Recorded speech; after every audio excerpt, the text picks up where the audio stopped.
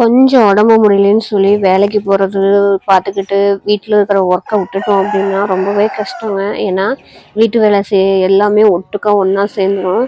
அந்த மாதிரி தான் நான் லீவு போட்ட அன்னைக்கும் சேர்ந்துருச்சு எனக்கு.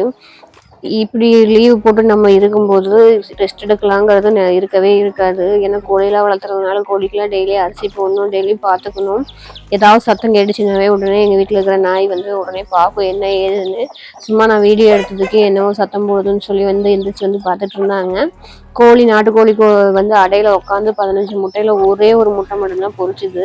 தண்ணி வந்து பார்த்தீங்கன்னா பிடிச்சி தான் வச்சிட்ருக்கேன். அதனால் வாஷிங் மிஷினுக்கே தண்ணி மோந்து தான் ஊற்றணும். அது ஃபுல் டே அந்த அன்னைக்கு ஒர்க்கு வந்து எனக்கு ஃபுல்லாக ட்ரெஸ்ஸு துவைக்கிறதுல தான் இருந்துச்சு.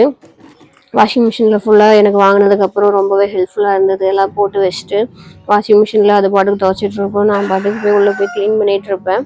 அந்த மாதிரி தான் ஸ்டார்ட் பண்ணேன். ஃபுல்லாக கிச்சனை நாரடிச்சு வச்சுருந்தாங்க குட்டீஸ்லாம். உடம்பு முடியலன்னு சொல்லி இந்த பக்கம் கிச்சனுக்கு போகாமல் இருந்து எங்கள் குட்டீஸ் சமைச்சாங்க அப்படின்னா அந்த இடம் ரொம்பவே சூப்பராக இருக்கும்.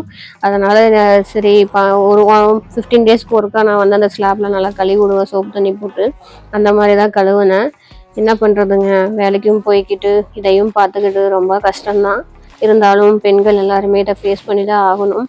ஏன்னா என்னால் முடியலன்னு சொல்லி உக்காந்தோம் அப்படின்னா மனசே வராது. வீட்டுக்குள்ளே இப்படி இருக்கே அப்படின்னு சொல்லி ரொம்பவே கஷ்டமாக இருக்கும். அதனாலேயே பயங்கரமாக உடம்பு முடியாமல் போகும். வாஷிங் மிஷினில் நான் எல்லாம் கிச்சனில் ஏதாவது சோப்பு தண்ணி தொலைச்சிட்டு வரதுக்குள்ளேயே துணி துவைச்சி கொடுத்துருச்சு. ட்ரையரில் எடுத்து போட்டு அடுத்து உள்ளே போய் நான் மறுபடியும் திரும்பவும் துடைக்க ஆரம்பிச்சிட்டேன். நாய்க்குட்டி பார்த்தீங்கன்னா எங்கள் பின்னாடியே தான் திரியும். நான் நடந்துகிட்டே இருந்தேன் அப்படின்னா என் பின்னாடியே திரிஞ்சிட்டே இருப்பாங்க. என்ன பண்ணுறேன் ஏது பண்ணுறேன்னு அலர்ட்டாகவே இருப்பாங்க. இந்த ஸ்க்ரப்பு பார்த்தீங்கன்னா நான் ஆன்லைனில் ஆர்டர் பண்ணி தான் வாங்கினேன். மீஷோவில் தான் வாங்கினேன். ரொம்பவே எனக்கு யூஸ்ஃபுல்லாக இருக்குது இந்த ஸ்க்ரப்பு. துணியில் போட்டு துடைச்சோம் அப்படின்னா ரொம்பவே வேலை அதிகமாக இருக்கும்.